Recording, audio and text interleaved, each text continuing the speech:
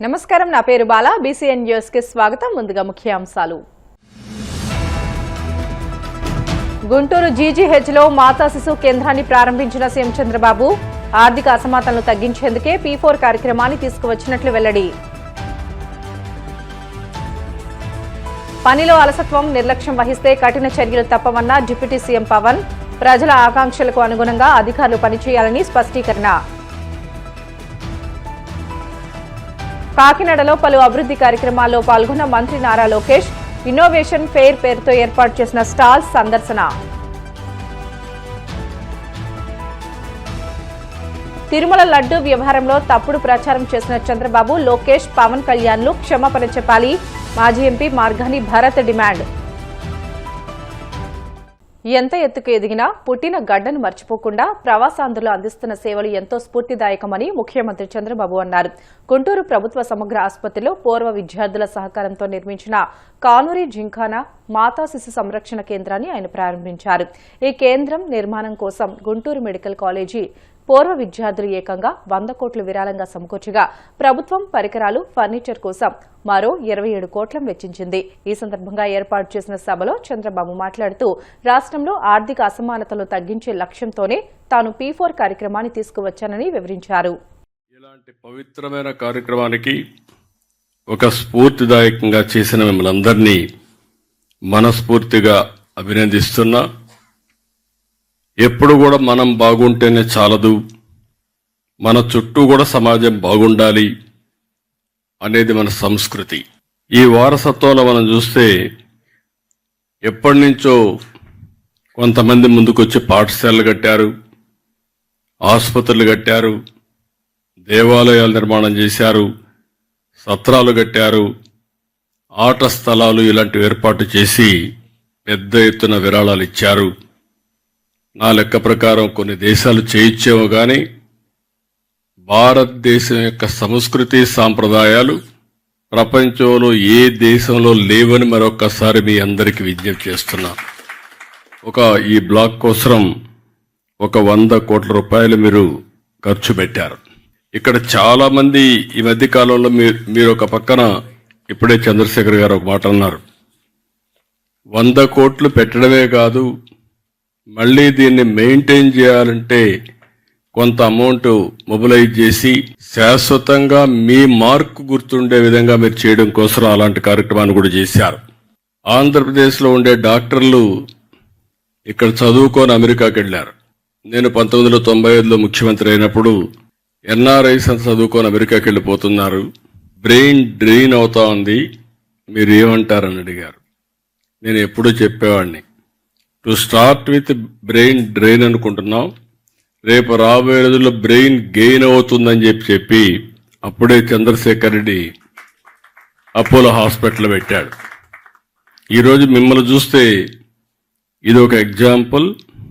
నాట్కో కూడా 17-19 45 కోట్లు ఖర్చు పెట్టారు, 26లో ఒక 15 కోట్లు ఖర్చు పెట్టారు. అదే మరి ఇంకొక పక్కన క్యాన్సర్ మెయింటెనెన్స్ కు ఒక 12 కోట్లు ఖర్చు పెట్టారు. ఇటీవల వేరియస్ డిపార్ట్మెంట్స్ దీనికోసం ఒక 12 కోట్లు ఖర్చు పెట్టారు. అంటే దగ్గర ఒక సింగిల్ కంపెనీ కింద ఒక 89 కోట్లు దగ్గర ఖర్చు పెట్టారు. వాళ్ళు మనస్ఫూర్తిగా అభినందిస్తున్నా. ఇక్కడుండే దీని ప్రకారం మీరిచ్చిన స్ఫూర్తి కానీ మిగిలిన వాళ్ళు కానీ ఇక్కడ గుంటూరులో కూడా మిలీనియం బ్లాక్ ఎక్స్టెన్షన్ 16 కోట్లు ఖర్చు పెట్టారు. విశాఖపట్నం ఆంధ్ర మెడికల్ యూనివర్సిటీ కాలేజీకి సెంట్రల్ బ్లాక్ 60 కోట్ల రూపాయలు వెచ్చించి వాళ్ళు ఖర్చు పెట్టారు. కాకినాడ హాస్పిటల్కు 40 కోట్లు ఖర్చు పెడుతున్నారు. కర్నూలు మెడికల్ కాలేజీకి ఒక 25 కోట్లు ఖర్చు పెడుతున్నారు. అంటే ఇప్పుడిప్పుడే చైతన్యం పెరిగింది, కమిట్మెంట్ వచ్చింది. ఈ విధంగా ఒక స్ఫూర్తిని తీసుకొచ్చిన ప్రతి ఒక్కరిని కూడా మనస్ఫూర్తిగా అభినందిస్తున్నాం. ఇది కాకుండా నేను ఆలోచించేది, ఎన్నోసార్లు నేను జన్మభూమి ఒక కార్యక్రమం ఇచ్చాను.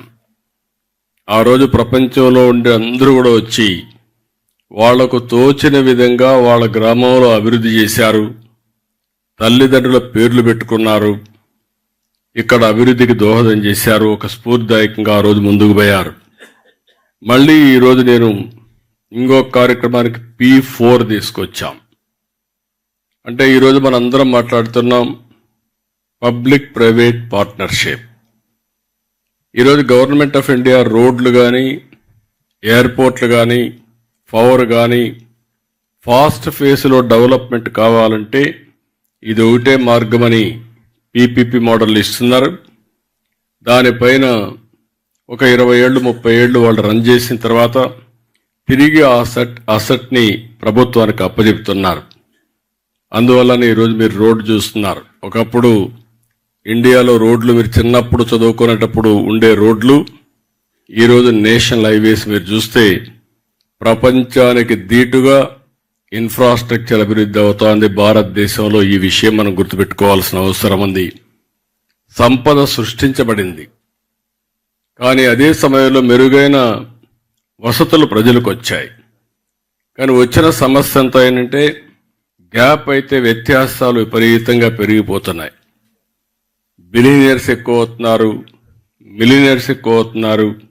రిలేటివ్గా లివింగ్ స్టాండర్డ్స్ చూస్తే వ్యత్యాసాలు ఎక్కువగా పెరిగిపోతున్నాయి. అందుకే ఈరోజు వినూత్నంగా నేను ఒకసారి ఆలోచించి P4 తీసుకొచ్చాను, పబ్లిక్ ప్రైవేట్ పీపుల్స్ పార్ట్నర్షిప్. నా వైపు నుంచి ఎలాంటి రాజకీయ ఒత్తిడులు గాని సిఫార్సులు గాని ఉండవు. కష్టపడి పనిచేసే అధికారులకు ఎలాంటి ఇబ్బందులు ఉండవు. ప్రతి అధికారి నిబంధనలకు లోబడి మాత్రమే పనిచేయాలని రాష్ట్ర ఉప ముఖ్యమంత్రి పంచాయతీ రాజ్ శాఖ మంత్రి పవన్ కళ్యాణ్ అధికారులకు స్పష్టం చేశారు. పనిలో అలసత్వాన్ని, నిర్లక్ష్యాన్ని ఏమాత్రం సహించేది లేదని, నిర్దేశిత లక్ష్యాలను చేరుకోవడంలో విఫలమైనా కఠినంగా వ్యవహరిస్తామని ఆయన గట్టిగా హెచ్చరించారు. గత ప్రభుత్వంలో పనిచేసిన కొంతమంది అధికారులు ఇంకా పాత నాయకులతో సంబంధాలు కొనసాగిస్తున్న విషయం తమ దృష్టికి వచ్చిందని, ప్రభుత్వ పాలసీల అమల్లో అలసత్వం వహిస్తే ఉపేక్షించేది లేదని తేల్చి చెప్పారు.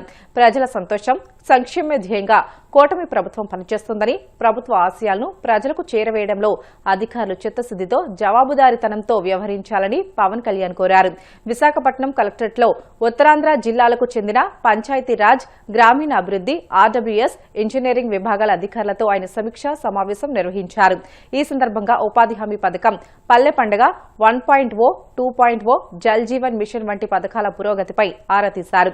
లక్ష్యాలను ఎందుకు పూర్తి చేయలేకపోయారనే దానిపై అధికారుల నుంచి వివరణ తీసుకున్నారు. కాకినాడలో నిర్వహించిన పలు అభివృద్ది కార్యక్రమాల్లో మంత్రి నారా లోకేష్ ఉత్సాహంగా పాల్గొన్నారు. రాజమహేంద్రవరం విమానాశ్రయం నుంచి రోడ్డు మార్గం ద్వారా కాకినాడ జేఎన్టీయూకు చేరుకున్న మంత్రికి స్థానిక ప్రజాప్రతినిధులు, జేఎన్టీయూ అధికారులు స్వాగతం పలికారు. ప్రాంగణంలో ఏర్పాటు చేసిన స్టాల్స్ ను సందర్శించారు.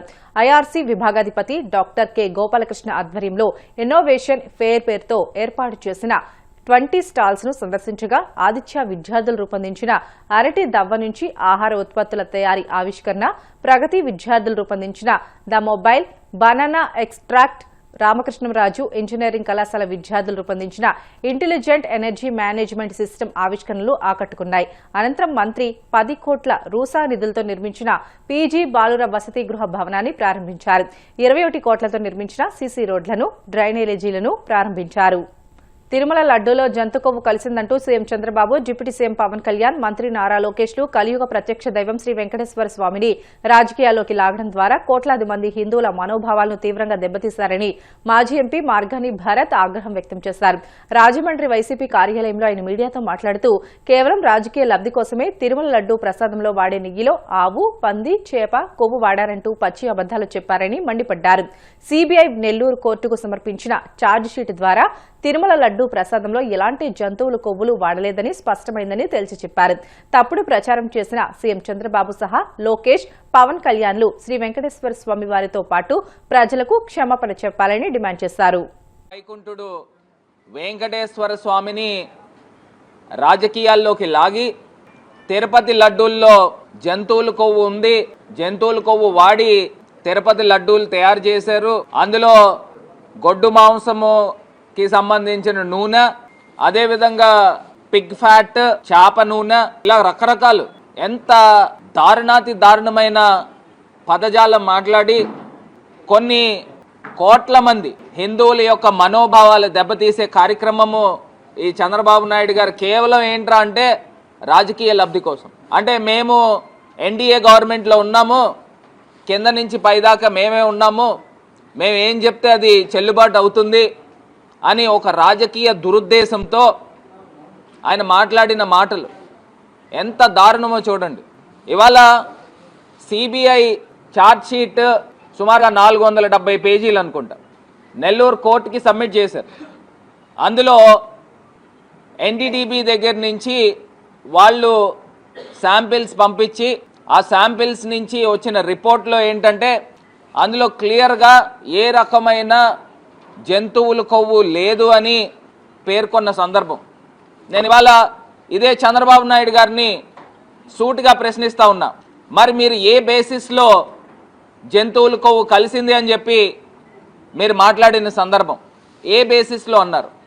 అప్పటికి మీరు మాట్లాడినప్పుడు పోయిన సంవత్సరం మీరు మాట్లాడినప్పుడు అప్పటికి ఎఫ్ఐఆర్ ఫైల్ చేయలేదు, కేసు పురోగతి అవ్వలేదు, ఏ రకంగా జరగకుండా నోటుకొచ్చిన మాట మాట్లాడేశారు. అది మాట్లాడి దానికి కంటిన్యూషన్ పవన్ కళ్యాణ్ గారు, అదేవిధంగా నారా లోకేష్, వీళ్ళు ముగ్గురు కూడా ఏ రకంగా మాట్లాడారో, ఎంత దారుణాతి దారుణమైన మాటలు మాట్లాడారంటే ఇవాళ అర్థమవుతోంది. నేను అడుగుతా ఉన్నా, అయ్యా చంద్రబాబు నాయుడు గారు, ఎన్డీటీబీ రిపోర్ట్స్ 2 ల్యాబ్స్ నుంచి వచ్చినాయి. ఆ 2 ల్యాబ్స్ నుంచి వచ్చిన రిపోర్ట్స్లో ఏ రకమైన యానిమల్ ఫ్యాట్ యూజ్ చేయలేదని చెప్పి అందులో క్లియర్గా రిపోర్ట్ వస్తే దీనికి మీరు ఏం సమాధానం చెప్తారు? ఇప్పుడు దాకా మీరు స్టేట్మెంట్ ఇచ్చిన సందర్భం లేదు.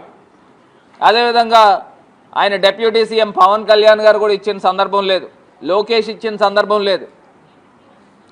మీరు కేవలము 6 కోట్ల ఆంధ్రులకి మీరు ప్రతినిధి, ముఖ్యమంత్రి అయ్యారు. యావత్ భారతదేశంలో నాకు తెలిసి 100 కోట్లు పైమాటే హిందువులు ఉన్నారు. ప్రపంచవ్యాప్తంగా 100 కోట్ల మంది హిందువులు ఉన్నారు. వీళ్ళందరి మనోభావాలు దెబ్బతిన్నదండి మీరు ఇష్టం వచ్చినట్టు పదజాలం మాట్లాడారు అంటే? 6 కోట్ల మంది ప్రజలు కూడా ఎందుకు ఆమోదిస్తారు మీరు మాట్లాడే మాటలకి? ఇక్కడ మీకు ఏ ఆధారం బేస్ చేసుకుని యానిమల్ ఫ్యాట్ అనే పదం మాట్లాడారు? ఇవాళ సిబిఐ ఇచ్చిన రిపోర్ట్లో క్లియర్గా తేటతెల్లమైంది. నేను అడుగుతా ఉన్నా చంద్రబాబు నాయుడు గారు, ఇప్పటికైనా తప్పు జరిగింది, నాకు వయసు పెరిగిపోయింది, ఆ వయసు పెరిగిపోయిన దాంట్లో నేను గమ్మున మాట తుల్లేను. ఎందుకంటే మొన్న ఎన్డీటీవీ దాంట్లో కూడా రాహుల్ కన్వాల్తో ఇంటర్వ్యూ చేసినప్పుడు కూడా ఆయన అడిగితే 20 లక్షల కోట్లు ఉద్యోగాలు ఇచ్చారని చెప్తా ఉన్నాడు చంద్రబాబు నాయుడు. చంద్రబాబు నాయుడు గారు 23 లక్షల కోట్లు, 20 లక్షల కోట్లు కాదు, 23 లక్షల కోట్ల ఉద్యోగాలు ఇచ్చారని చెప్తారు. అంటే మీరు వయసు పెరిగిపోయి మతి భ్రమించి మీరు నేషనల్ మీడియాతో కూడా మాట్లాడుతూ ఉన్నారు. బ్రిటన్లో షార్ట్ బ్రేక్ తీసుకుందాం. Stay with us.